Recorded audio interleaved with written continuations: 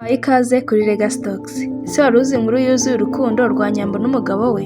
Inkuru yatangiye mu rujijo, irimo amazina akomeye nka Titi Brown, irimo impaka nyinshi ku mbuga nkoranyambaga, ariko ikarangira mu bukwe butunguye abantu benshi. Nyambo, umukobwa yigeze kuvugwa mu rukundo rutumvikanagaho n'abantu benshi. Ubu uyu mukobwa yamaze gusezerana n'umugabo we mushya waturutse muri diaspora. Ese byagenze bite? Ese Titi Brown we byagenze bite hagati yabo?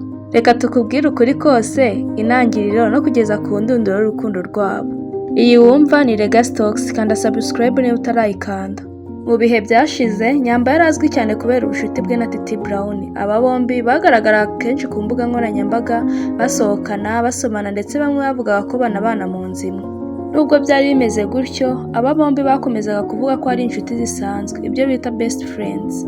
Ibi byasigaga abantu benshi mu rujijo bibaza niba koko ari ukuri cyangwa ari urukundo bahisha.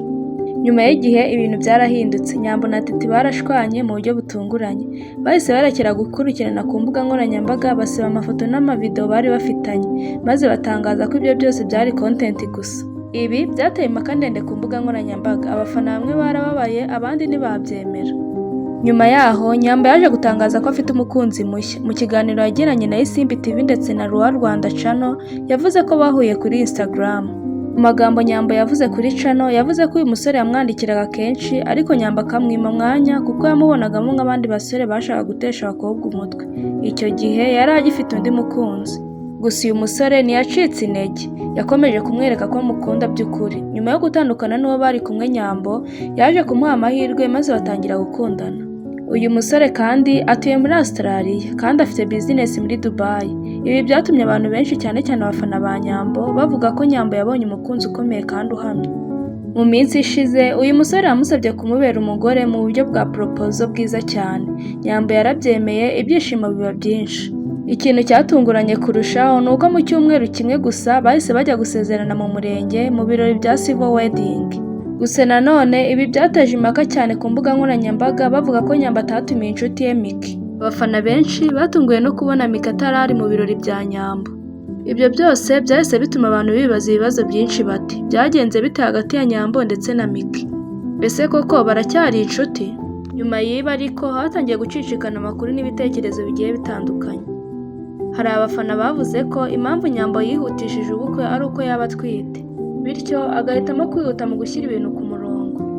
Ibi ariko si ibintu Nyambo yigeze yemeza ku mugaragaro, ariko byakomeje kuvuga cyane, bituma abantu bamwe babihuza n'impamvu ubukwe bwihuse cyane. Gusa nanone Mama Niyori yaje abishyiraho umucyo, avuga ko impamvu babishyize hamwe ari uko umugabo wa Nyambo afite akazi kenshi kandi ko bashatse gukora ibintu byose bagahita bagenda. Reka twigarukire ku mpamvu Miki atitabiriye proposal cyangwa se umurenge wa Nyambo. Hari abafana bagiye batandukanye bagiye bavuga ku mubano wa Miki ndetse na Nyambo mu buryo bwimbitse. Bamwe bavuze ko Miki ashobora kuba yarigeze gukunda Nyambo cyangwa se akamukunda, ariko urwo rukundo ntirusubizwe. Ibi nabyo ariko ni ibitekerezo by'abafana ndetse n'abakurikirana ubuzima bwabo, kuko ntabwo ari amakuru yemejwe n'impande zombi. Ariko byatumye benshi bavuga ko bishoboka ko ari byo byagize uruhare mu gutandukana kwabo. Ikindi cyongeye gutuma ibintu bikomera ni amagambo yavugaga ko Miki yaba yarigeze gutanga amakuru ya Nyambo kuri Titi Brown mu gihe Nyambo yari akiri mu mubano utumvikanagaho neza na Titi. Hari abavuga ko ibyo byaba byaratumye habaho kutizerana hagati ya Miki ndetse na Nyambo, bigahindura uko babanaga. Gusa nanone hari abandi bafana batashyigikiye ibyo byose.